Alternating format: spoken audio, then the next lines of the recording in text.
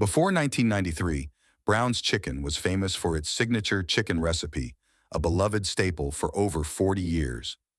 However, everything changed on January 8, 1993. After that tragic day, the name Brown's Chicken became forever linked to a horrific crime that shattered lives and crippled a once thriving franchise. This is the story of the Browns Chicken Massacre, a chilling event that transformed a quiet Illinois town into the backdrop of a nightmare.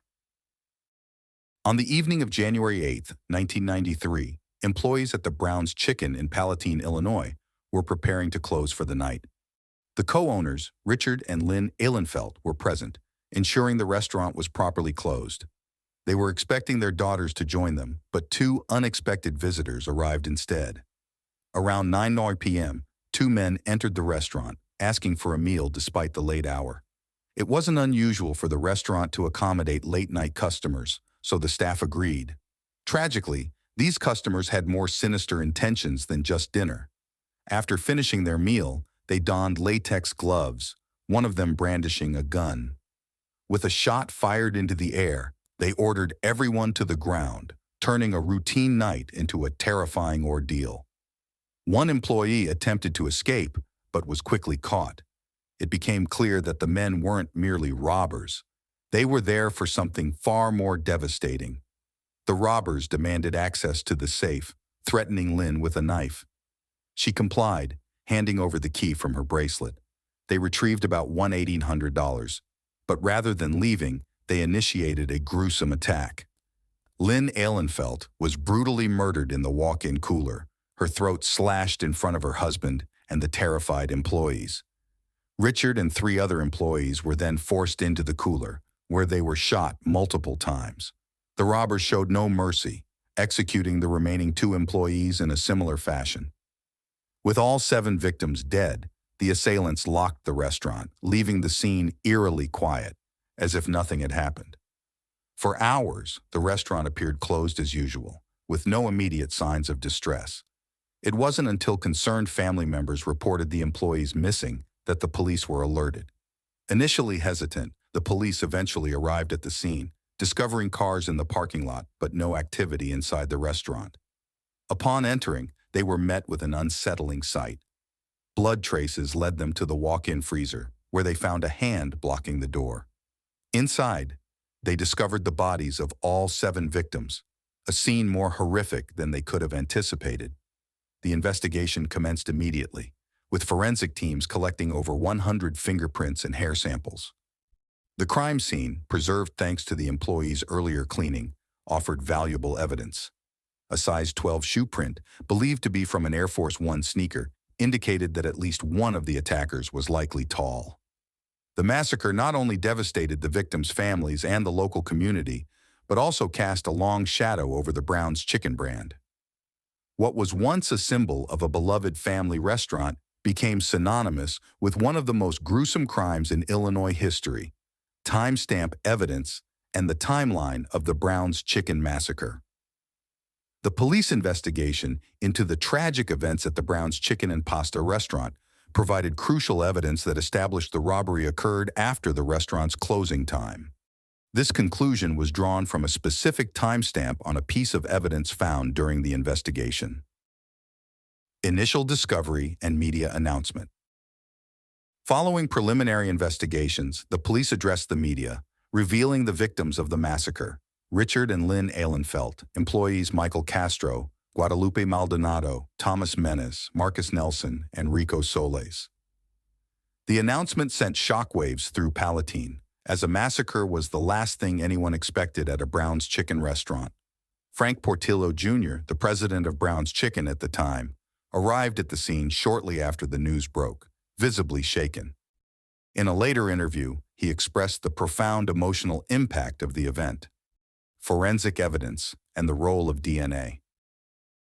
2 days later, forensic expert Jane Hoffman discovered discarded chicken remains left by the robbers.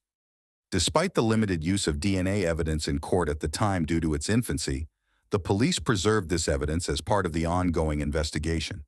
The police promised to catch the criminals and deployed over 60 officers to work on the case. Early suspects and challenges. By the morning of January 9, 1993, the police had their first suspect, Martin E. Blake, a former employee known for his gun enthusiasm and threats made after his dismissal. However, after 2 days of cross-examination, Blake was released due to insufficient evidence. Over the next 9 years, more than 300 suspects were questioned, including an 18-year-old named Juan Luna, who was released after being deemed innocent. Breakthrough in the case. On March 25, 2002, the case took a significant turn when the police received a tip from Anne Lockett. She revealed that she had known the perpetrators, her ex-boyfriend James Dorski and his friend Juan Luna, since the day of the crime. Dorski and Luna, known for torturing stray cats, had escalated their violence to humans, targeting the Browns Chicken restaurant staff because Luna had worked there and knew the lack of security measures. Details of the crime and Lockett's testimony. Lockett's testimony provided chilling details about the crime. Luna and Dorski had planned the massacre meticulously. They blocked exits, wore discardable clothes, and walked in a disoriented manner to avoid leaving traceable footprints. The discovery of $190 in a victim's socks and Richard Ehlenfeld's credit card suggested that robbery was not the primary motive, but an afterthought. The use of a revolver that required reloading 3 times to fire 21 rounds underscored the premeditated nature of the massacre. Validation of Lockett's testimony. Despite attempts by the defense to discredit Lockett as a drug addict with a grudge, her testimony was validated by a critical piece of evidence. During the robbery, one of the victims had vomited, a detail the police had kept from the media. This information, known only to the perpetrators and investigators, confirmed the authenticity of Lockett's account. This detailed sequence of events and the corroborating timestamp evidence established that the robbery and massacre at Browns Chicken and Pasta took place after the restaurant's closing time, providing a crucial timeline for the investigation and subsequent court proceedings.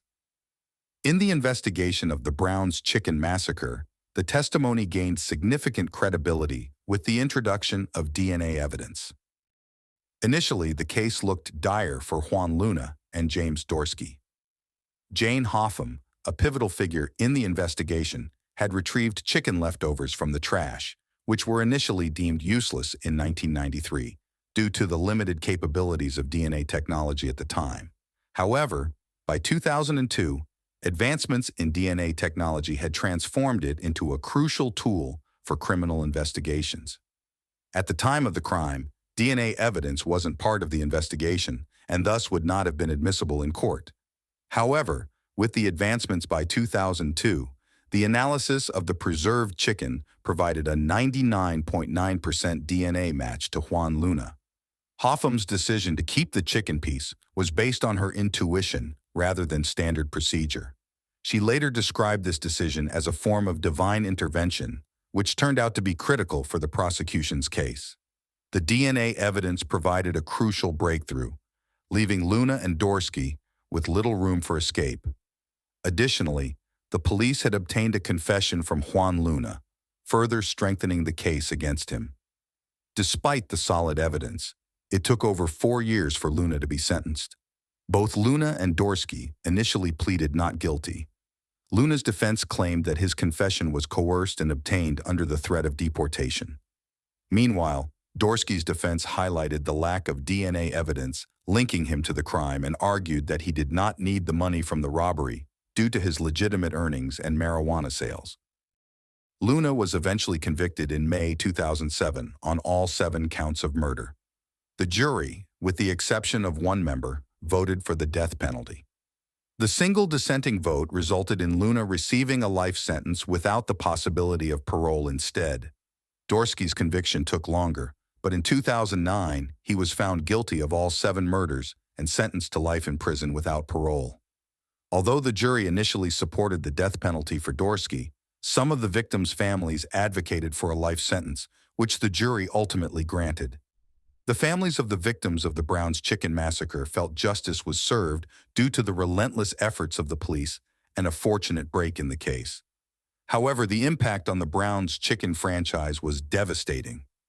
Frank Portillo Jr., the president of Browns Chicken, saw the Palatine branch close and the building demolished to make way for a parking lot. The entire franchise suffered, with revenues dropping by nearly 35% in the months following the massacre and continuing to decline over the years. The negative publicity made it challenging for the restaurant to attract customers, leading to the closure of many branches. By 2009, the company filed for bankruptcy and was acquired by new owners.